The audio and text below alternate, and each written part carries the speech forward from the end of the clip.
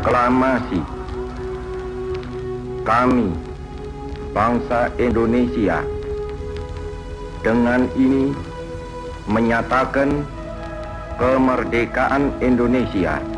Sejumlah tokoh turut hadir dan menjadi saksi perumusan naskah proklamasi yang dilaksanakan di Rumah Laksamana Muda Maida. Satu di antaranya adalah Burhanuddin Muhammadiyah atau BM-Diyah yang merupakan seorang wartawan yang terlibat dalam penyebaran berita kemerdekaan Indonesia atas perintah langsung dari Muhammad Hatta.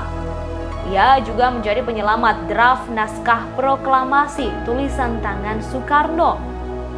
BM-Diyah kemudian menyimpan naskah tersebut lebih dari 40 tahun hingga masih bisa kita saksikan saat ini. Saat itu Soekarno dan Muhammad Hatta serta Ahmad Subarjo menyusun draft proklamasi di dalam ruangan. Sedangkan BM-Diyah, para aktivis dan para pemuda lain menunggu di ruang tengah Rumah Laksamana Maida. Setelah draft proklamasi telah disetujui oleh para wakil pemuda dan anggota PPKI yang hadir, Soekarno meminta Sayuti Melik untuk mengetik naskahnya. Pasca diketik, naskah itu ditandatangani oleh Soekarno-Hatta, lalu Sayuti Melik membuang begitu saja draft proklamasi itu. Tak ada yang peduli pada draft tulisan tangan tersebut. Namun BM-Diyah sebagai wartawan memiliki naluri yang berbeda. Ia kemudian menyelamatkan setiap bukti dari sebuah momen penting paling bersejarah tersebut.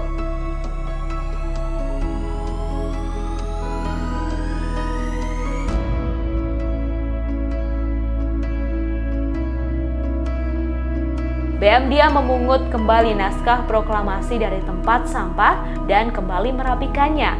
Lalu naskah itu diselipkan ke buku catatan yang ia bawa dan disimpan lebih dari 40 tahun. Naskah itu baru diserahkan ke pemerintah Republik Indonesia pada 1992.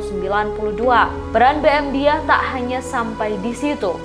Ia juga turut membantu angkat senjata, merebut percetakan Jawa Simbun. Percetakan itu kemudian menerbitkan Harian Asia Raja. Saat itu Jepang terus berusaha meralat berita-berita kemerdekaan hingga menyegel kantor berita. Namun perjuangan BM-Diyah tak pernah padam. Mereka terus menyebarkan berita proklamasi dengan mencetak surat kabar dan selebaran hingga ke pelosok Indonesia. Sebelum kemerdekaan, selain menjalani profesinya sebagai jurnalis, BM-Diyah sering berdiskusi dengan Soekarni dan Khairul Saleh mengenai gagasan kemerdekaan Indonesia. Ia pernah melakukan pertemuan pada Mei dan Juni 1945 bersama kaum muda untuk menentukan sikap dan berusaha melepaskan diri dari penjajahan.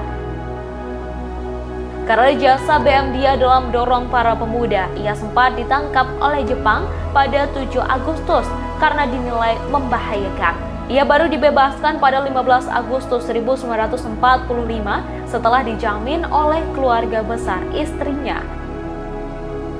Setelah itu, ia bergegas menemui Soekarni dan Khairul Saleh di rumah Subarjo untuk mendorong Soekarno-Hatta melakukan revolusi. Pasca merdeka, BM-Diyah dipercaya menjadi duta besar Indonesia untuk Cekoslovakia dan Hungaria. Lalu ia dipindahkan ke Inggris pada 1962 hingga 1964. Kemudian ke Thailand pada 1964 hingga 1966. Pada 1966, ia kembali ke Indonesia dan diangkat oleh Presiden Soeharto menjadi Menteri Penerangan pada 1966 hingga 1968. Setelah selesai menjabat, BM-Diyah kembali menekuni dunia jurnalis dan duduk sebagai Presiden Direktur PT Masa Merdeka dan Wakil Pemimpin di PT Hotel Prapatan Jakarta. BM-Diyah meninggal dunia pada 10 Juni 1996 di Jakarta akibat stroke dan penyakit ginjal. Untuk mengenang jasa BM-Diyah, ia diberi beberapa penghargaan oleh negara, yakni Bintang Mahaputra Utama dari Presiden Soeharto pada 10 Mei 1978, Piagam Penghargaan pada 17 Agustus 1995, dan Medali Perjuangan Angkatan 45 dari Dewan Harian Nasional pada 17 Agustus 1995. Terima kasih sudah nonton. Jangan lupa like, subscribe, dan share ya.